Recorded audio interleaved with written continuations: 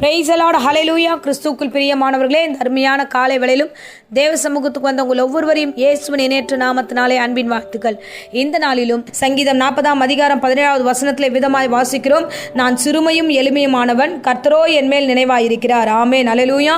கர்த்தருடைய மனுஷன் தாவீது விதமாய் சொல்லுகிறார், நான் சிறுமையும் எளிமையுமானவன். ஏன்னா இந்த வார்த்தை சொல்வதற்கான முக்கிய காரணம் என்னன்னா, இவர் ராஜாவாய் இருக்கும்பொழுது இந்த சூழ்நிலையில் அவருடைய மகன் அப்சலோம் என்ன பண்ணுவார்னா, இது ராஜ்ய பாரத்தெல்லாம் பிடுங்கி அவர் வெளியே அனுப்பியிருக்கிறார். அப்பொழுது தன்னுடைய மகனாலே அவர் சிறுமையாக்கப்படுகிறார், எளிமையாக்கப்படுகிறார், அவர் தள்ளப்படுகிறார். இந்த சூழ்நிலையில தான் அவர் சொல்லுகிறாரு, நான் சிறுமையும் எளிமையுமானவனாக இப்போது ரோட்ல நான் நடந்துட்டு வரேன், ஆனா கர்த்தரோ என் மேல் நினைவாயிருக்கிறார். ஆமென், ஹல்லேலூயா. பாருங்க, ஆவிக்குரிய வாழ்க்கையாகட்டும், இந்த நாட்களில் எல்லோருடைய வாழ்க்கையிலும் இது உண்மையாய் நடக்கக்கூடிய ஒரு சம்பவம் தான். ஸோ நாம இருக்கிற வண்ணமாகவே கடைசி வரைக்கும் இருப்போம்னு சொல்ல முடியாது. ஏதோ ஒரு காலகட்டத்தில் எப்படியாவது ஒரு மனுஷ மூலமாக சிறுமையாக்கப்படுகிற ஒரு சூழ்நிலை வரும். ஸோ இந்த வேளையில் தாவீது தன் சொந்த பிள்ளையாலேயே சிறுமையாக்கப்படுகிறான். இன்றைக்கு அநேகர் அப்படிதான், சொந்த ஜனங்களால், சொந்த நண்பர்களால், ஸோ உறவினர்களால், சொந்த குடும்பத்தில் இருக்கிறவர்களாக நம்ம ஒருவேளை சிறுமையாக்கப்பட்டு எளிமையாக்கப்பட்டவர்களாக மாறலாம். ஆனால் நீங்கள் அதை குறித்தெல்லாம் பயப்படாதீங்க. தாவீதுக்கு அந்த நிலைமை வந்தது. அந்த நிலைமையில் அவர் என்ன சொல்கிறார், ஆண்டவரே என் துணையாக இருங்க, என்னை விடுவீங்க, எனக்கு தாமதியாதீங்க, நீங்கள் சீக்கிரமாக எனக்கு உதவி பண்ணுங்கன்னு சொல்லிட்டு அவர் விசுவாசத்தோடு ஆண்டவரை நோக்கி, ஆண்டவரை சீக்கிரமாக வாங்கன்னு அவர் கேட்கிறாரு. இன்றைக்கு ஆண்டவர் உங்களுக்கு கொடுக்குற வார்த்தைமா என்ன தெரியுமா, உன் மீது கர்த்தர் நினைவாக இருக்கிறார், கர்த்தரோ என் மீது நினைவாக இருக்கிறார் என்ற விசுவாச வார்த்தையை இந்த வேளையில் அவர் சொல்லுகிறார். சங்கீதம் 115:10 வசனம் சொல்லுது, கர்த்தர் நம்மை நினைத்திருக்கிறார், அவர் ஆசீர்வதிக்கிறார். நம்முடைய ஆண்டவர் நம்மை நினைக்கிறதுக்கான காரணம் என்னன்னா, ஆசீர்வதிக்கணும் தான் நினைக்கிறாரு.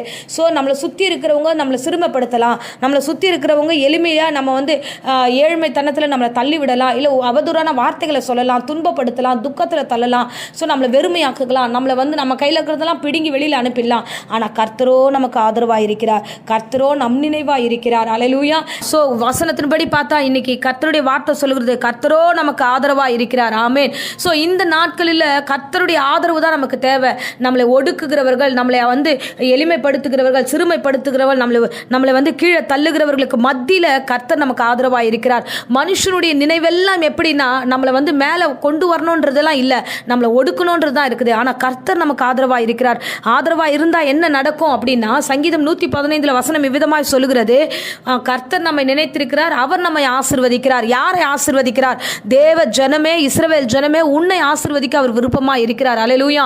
தேவனுடைய நினைவு மேலானது, உயர்ந்தது. நம்மளை உயர்த்துவதற்காகவே அவர் இறங்கி வந்தார். ஆகையால் நீங்கள் மனுஷனை பார்க்கிறத விட்டுடுங்க.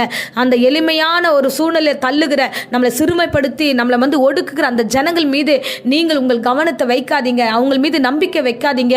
அவர்கள் நம்மளை தேவையில்லாத காரியங்களுக்கு நேராக கொண்டு போவார்கள். நீங்கள் தேவனை நோக்கி பாருங்க, உன்னதமானவர் உங்களுக்கு கொடுத்த வாக்குத்தத்தத்தை நோக்கி பாருங்க, அவர் உங்களை நிச்சயமாய் நடத்த வல்லவராய் இருக்கிறார். ஹல்லேலூயா, ஹல்லேலூயா.